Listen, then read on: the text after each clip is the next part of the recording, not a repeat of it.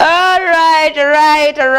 It's ABS TV. ESAAWA EYOMWENDA. Njagade nsoke nkulageko omanyi tuli mu Christmas, tuli mugandula, abantu basanyuka batya, abantu bali batya, naye nga mwasibyeyo mutya. Yesu waffe yeebazibwe.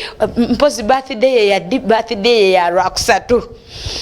Nemubako nga Yesu nga birthday za mubazikuza bwe bati mu nsi zonna. Singa sikyalinya. Naye nga program ESAAWA EYOMWENDA amanya nabo Joanita nga bulijjo kubanga njikutuusako. Ku Facebook twatuuseyo dda abaliko mbalamusizza mu linnya Yesu Kristo omwana Katonda mulamu, ate nga ne ku YouTube yaffe ABS TV official kwetuli. ABS TV Uganda, kwetuli genda ko ojire osachinge otulabe olaikinge atena wali ku Facebook ndowooza watuuseyo dda walabye jojo waliwo ga Joyce yaba yatuuseyo dda amaje timu Dubai timu Abu Dhabi badoni mane bonna babeera okwo simanyi okwe naye nga mwasiba muta abaana ba Ruhanga abaana ba Kiruhura abaana ba Mbarara enaku zino zo za kyankalani mbase sachi rulinga tuva ku church za sawa meka navao sawa 10 nga okutuuka mukuba abantu engugu balinga abasenguka abantu balinga abagenda mu kyalo Kampala mujiddukira kiki ekiganye nenga mugende bulungi abagenda mu byalo waliwo abagenda mu byalo nga babebetegekedde leso okutumirako abasama abayingidde mu Uganda mwesigenda kwerabira batumira ng'okimanyi oli musama abasama abazeeyo bawavudde mu USA abavudde South Africa mbabonzeeko sijja ku mentioninga nani naye nga mwebale kukomawo mu Uganda sente zimalira eno. Christmas tusigazaayo lunaku lwanca lwanca kati ekikulu ekiriwo nti kati ebya Christmas tetukyabibala kati twetegekera 31 ate ekirungi ekiriwo nti 31 tugenda kuba tulumalira wano Kawaala kulya kunywa kutema dansi kusinza kusaba kakati lero mbadde njagala mbaweeyo ku chance mbawe chance oyogere nango ngambe Joani abantu bange bwe bati ne bwe bati bali mu kyalo abewabweru simanya abantu bange bali kubanga nabewabweru bali mukulaba right now onkubire simu ongambe nti Joani abantu bange bwe bati ne bwe bati banembagaliza Christmas enungi mbagaliza olunaku Ramazali olulungi yadde tunalutuukako naye otandika okubagaliza abamu bagambe nti mwanguwa nabalala ye bannange nabalala nga bakyali makubo bajja mubagaliza okutambula obulungi enamba lero gyogenda okunkubirako engenda kuba 0704 919297 0704 9197 bwekyo ojja kubirako ongambe Christmas kati otuuseewa haufa sofa etawuni yekubyeko abantu bakubyeko ekibuga kyafuuse dda ekintu ekirala naye nga olunaku olwenca Musumbayiga agenda kuba ne counseling fe Christmas wano ku church tugenda jimalira wano nga 25 tugenda beera wano ku church nga tusaba so togenda walango gambo be wayiga tebagenda kusaba tugenda kubeerawo naye nga service tugenda zangu yako abantu musobolo okugenda mu Christmas so encha waliyo counseling mitwalo 10 nga bulijjo jangu olabe Musumba naye nina n'ekirala kye ngamba nti nawe ayine nyingi sisosodde sagala mumpite wampise yambi nawe ayine nyingi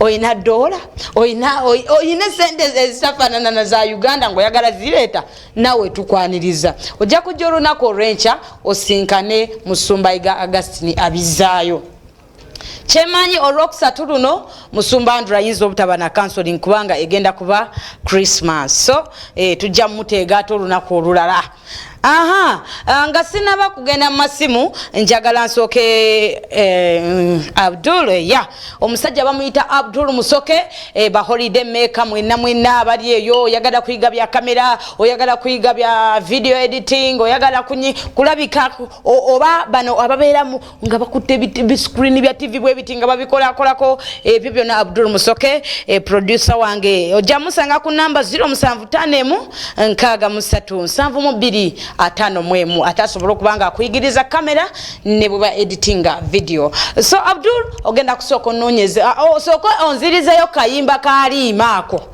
osooka okanzirizeeyo then mbalageko ku miracles ezibeera ekawala. You know leero sagala kwogera bingi kubanga tuli mugandula nange nyinza okwekola ki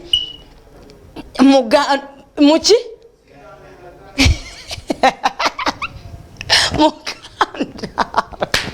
Junior ngambe ayogera bulungi oluganda lwaffe. Okay, ajasooka mpeya akayimba kalima byaliwo ne biggwawo then tugende mu miracles. Kwegamba sagala we stressing. Waliwo abantu abandabira ekiruhura mbalala mu town nga mwe mwatuuse dda mu byalo byammwe banaye nabala musawo nimbendeza Christmas ennungi konke enkoko ziitu tutukazirebire. Seriously, engoko yanje tinkagirebire. Engoko za pasta iga tinkazirebire. Ebitoche bya pasta iga tukabirebire. So I would so compare kayimba.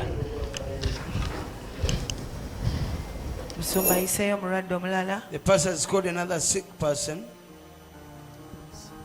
I want to know. Njagala kumanya. Why had you remained behind? Was the college? What did you come to do? And who is sick? Who brought her?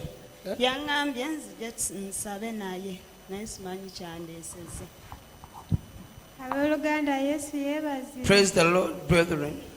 I'm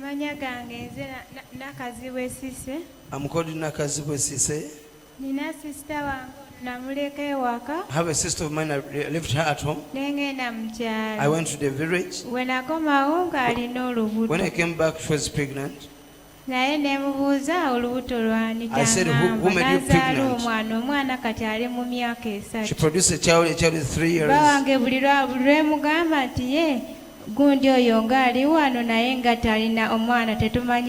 I said my husband, don't know the father of the child, he just said, leave her. Pastor, I want to pray for us. We want the truth, to know the owner of the child.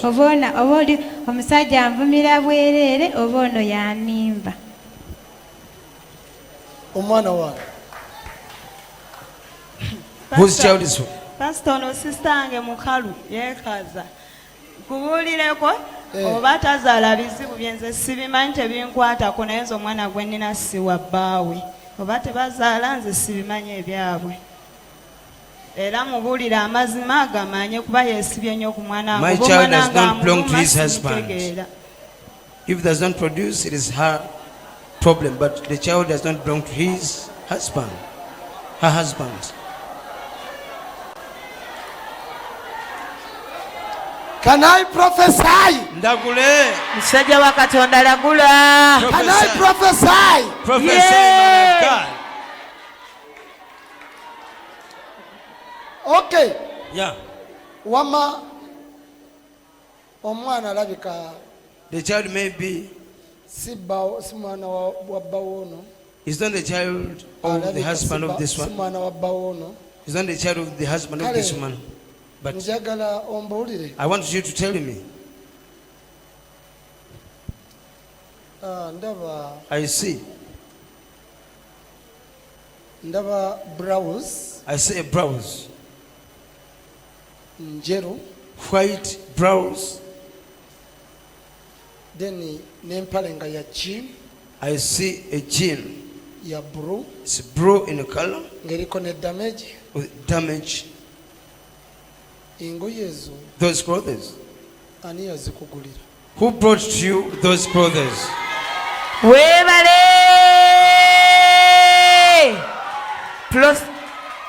Prophesy, man of God. Prophesy, man of God. Don't fear her. Tomutya. Don't fear. Kutya musumba.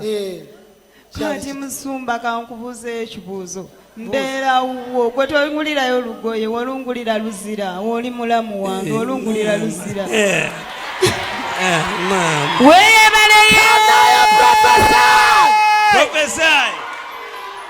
Can I prophesy? Prophesy, man. Thank you, Jesus.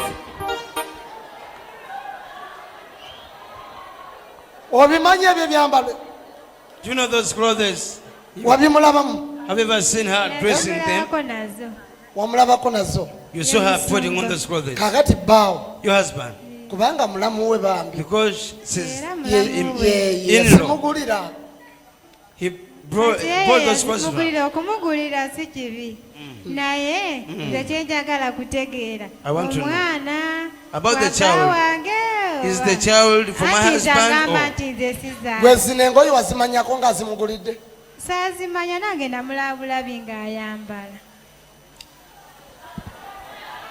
Did you know that your husband brought clothes to this sister of yours? Omwana wange. Sister, whose child? Yeah? Wange. Whose child is that one?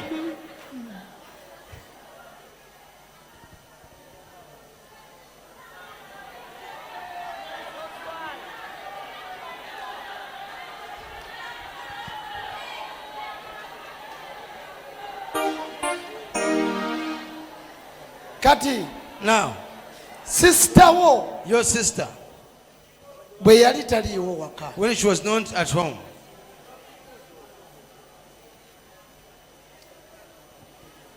Sister bwe yali taliiwo waka. Your sister was not at home.